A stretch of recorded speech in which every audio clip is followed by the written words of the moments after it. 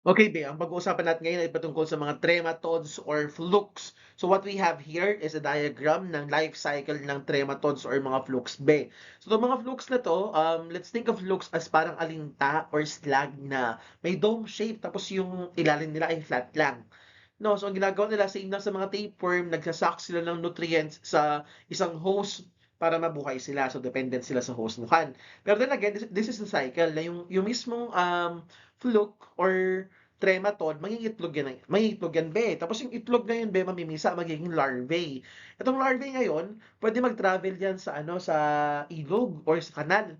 Then, habang nag-travel siya, maghahanap siya ng host na pwede niyang pag-i-stayan. So, pwedeng yung mismong bisikul or snail in English, dun siya pupunta. Kung hindi naman sa snail, pwede siyang mag-i-attach yung sarili niya sa mismong mga water plants like water spinach or kangkong. Then afterwards, yung kangkong ngayon pwedeng makain ng baboy or ng baka.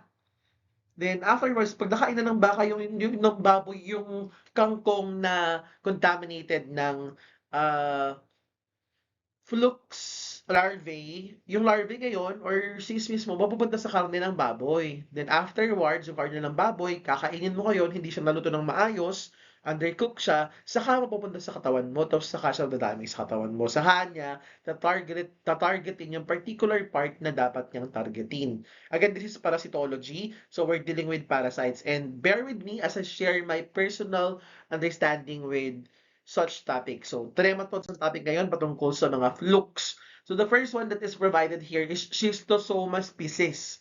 So, meron tayong tatlo. Schistosoma mansoni, Schistosoma japonicum, and Schistosoma hemotibium. Lahat sila ay nagkakos ng schistomiasis or schistomiasis na term. This is the kit. This is a condition pertaining to the infection of schistosoma na fluke sa katawan mo. So blood fluke po ang mga schistosoma. Ibig sabihin, they would settle sa mismong blood vessels mo. Sa kanya pwedeng sirain yung blood vessel mo, bebo. Ngayon, ang pwede natin pag-usapan ngayon ay tungkol sa Schistosoma japonicum. So nag-e-exist po ito sa Pilipinas, sa mga ilog na contaminated, sa mga stagnant water, sa rice field na contaminated. Again, we keep on reiterating na dapat yung katubigan ay contaminated ng cysts or larvae ng schistosoma. So ang main feature nito, it could penetrate your skin and cause lesions. So yung larvae mismo ng mismong Schistosoma japonicum, papasok yan sa balat mo, sa paa mo.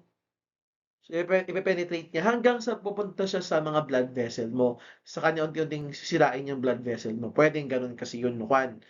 Ngayon, this is curable by praziquantel na dewormer or gamot. So again, I hope you were able to understand the fundamental about schistosoma, lalo na sa schistosoma japonicum na isang uri ng blood fluke. The next one is Fasciola hepatica. As for Fasciola hepatica, is isang uri ng liver fluke. Therefore, ang tinatarget niya mga be ay liver mo o yung mismong liver mo mismo. Now, you may suffer now, suffer, may ganun, suffer siya with fascioliasis. So, mako-compromise yung liver mo ngayon. Particularly, at the back of your liver kasi is your gallbladder. Even yung bile ducts mo, nadaanan ng bile na pinoproduce ng liver at ng bile at ng gallbladder mo, pwede ma-compromise yun, mabara. Doon mismo mag-stay yung fasciola hepatica. Now, kapag compromise yung liver mo, you could now suffer from hepatomegaly. 'Di ba? So, whenever kasi namamaga ang liver ng isang tao, so yung mga basic na symptoms one, you'd suffer from jaundice, mag-yellowish yung white sa mata mo, yung balat mo, pwede rin mag-dark urine, depende sa severity ng hepatomegaly. But then again, yun ang tinatamaan niya yung liver mo mismo. Kaya siya tinatawag na liver fluke. Ano 'to, hindi siya diretso na papasok sa liver mo. Ang mangyayari, makaka-ingest ka muna ng pagkain na contaminated with cysts or larvae ng Fasciola hepatica. Same lang kasi sa mga flukes ito na karaniwan matatagpuan sa water siya mag-i-stay, then mag-a-attach sa snail or sa mismong, kangkong. Then yung kangkong hindi mo nahugasan ng maayos, tapos fresh mo kinain, saka mapupunta sa'yo ngayon yung parasite. Kung hindi naman, kumain ka ng undercooked na karne ng baka or liver ng baka or liver ng baboy na contaminated ng itlog ng Fasciola hepatica or cyst ng Fasciola hepatica. Kasi common to sa mga ano, sa mga laman loob like liver ng baka or liver ng baboy. Again, pag undercook o hindi ganong naluto, nakasurvive yung cyst, pumasok ngayon sa katawan mo. So una, mag-stay in sa intestine mo, yung larvae niya, mamimisa ka dun, then travel sa abdominal cavity mo, going to the surface of your liver, tapos sa bile ducts na. Sa kanya, i-compromise yung bile ducts mo. It is curable by triclabendazole na gamot.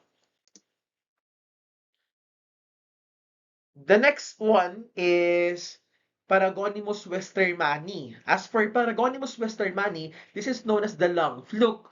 Lung fluke siya kasi ang mas na-target niya talaga ay yung baga mo. So you'd now suffer from paragonomiasis. It's also curable by praziquantel and triclabendazole. So, be, para makukuha tong lung fluke na to, bebo? Yeah, it happens sa Pilipinas. May mga cases na to. Pero nangyayari to pag kumain ka ng raw na crayfish or raw na crab. Diba? Ito kasi mga common na reservoir nila na host na pinag-i-stay nila, pinagmamahayan ng mga Paragonimus westermani na larvae sa crayfish or sa crab. Pero rare lang to na nangyayari sa atin. So, ang case ngayon, you'd suffer now from hemoptysis. Biyang hemoptysis, we are pertaining now sa pag-ubo mo or pag-vomit mo ng dugo. Bakit nangyayari to? Because kunwari kumain ka ng ng karne na infected with lung fluke. Ngayon, mag-i-stay sa intestine mo, then unti-unti siya mag-travel sa abdominal cavity mo, going to your lungs. Di ba, be? Pag nasa lungs mo na yan, ida-damage niya yung lung tissue mo, which thereby causes hemoptysis or pagsusuko mo ng dugo. So, magkakaroon ka ng chest pain, and other sort of symptoms. So, this is for Paragonimus westermani. Distinct feature niyan, umuubo ka ng may dugo, and meron kang chest pain nakuha. Tapos ang target talaga ay lungs mo. Next is, I guess this is the last one kasi short lang tayo eh. The next one is Fasciolopsis buski. Fasciolopsis buski is known as intestinal fluke. Kasi talagang tina-target niya yung intestine mo, bebo. You'd now suffer from fasciolopsis. Bakit ulcer-like? Kasi nagkakaroon ng ulcerations or butas sa intestine mo. Kaya niyang butasin. Again, ito ay matagpuan sa mga freshwater plants like kangkong o pwede rin sa mga karne ng baka or baboy na contaminated ng cyst or larvae ng Fasciolopsis buski na undercooked. Pati sa mga snails, like agurong or bisikol, these are Ilocano terms for different freshwater snails. The cure is praziquantel. Thank you so much for listening. Pwede na mag-subscribe. Keme-keme lang. Thank you.